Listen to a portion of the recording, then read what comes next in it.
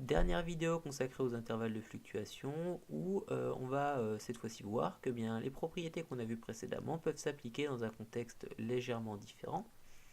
Alors en l'occurrence, ce contexte, quel est-il? Eh bien, on va considérer une expérience aléatoire pour laquelle un certain événement a une probabilité P. On va réaliser n fois de suite indépendamment cette expérience aléatoire. Alors indépendamment, qu'est-ce que ça veut dire? Indépendamment, ça veut dire que eh bien, le résultat de chacune des expériences aléatoires n'a pas d'influence sur le suivant. Alors c'est typiquement le cas par exemple quand on fait des tirages au sort avec remise.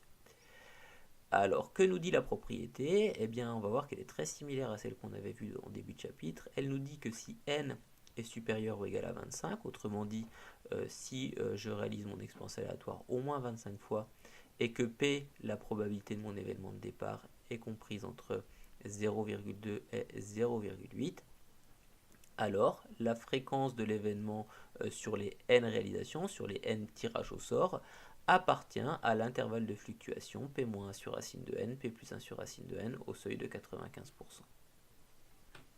Petit exemple pour comprendre, donc on lance 100 fois de suite une pièce de monnaie et on obtient 59 fois pile. Peut-on penser que la pièce est truquée?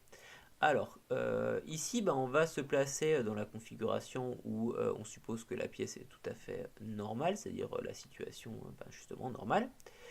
Donc dans l'hypothèse où la pièce est non truquée, alors quel est le rapport entre ce qu'on vient de dire et puis la propriété précédente? Eh bien, lorsqu'on lance la pièce, donc ça c'est notre expérience aléatoire, le fait de lancer la pièce, on considère l'événement obtenir pile, et on sait que sa probabilité petit p est 0,5. Donc l'expérience aléatoire qu'on considère ici, c'est le fait de lancer la pièce, et l'événement associé qu'on considère, c'est le fait d'obtenir pile de probabilité 0,5, une chance sur 2.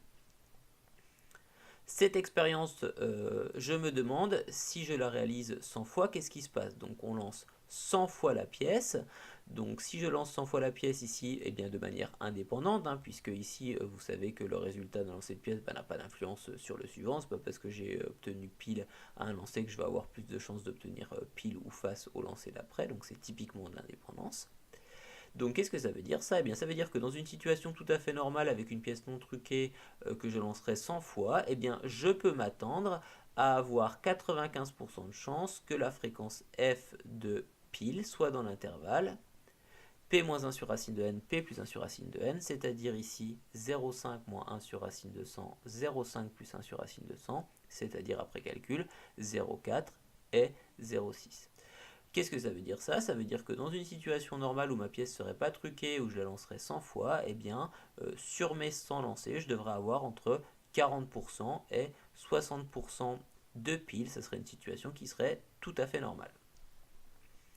Ici, on nous dit que par rapport au test qu'on a fait, donc on a vraiment lancé 100 fois une pièce de monnaie, on a obtenu 59 fois pile. Donc la fréquence de pile obtenue est 59 sur 100, c'est-à-dire 0,59. Qu'est-ce qu'on constate? On constate que notre 0,59 appartient bien à l'intervalle attendu 0,4-0,6. Autrement dit, la situation est tout à fait banale et il n'y a aucune raison de penser que la pièce est truquée.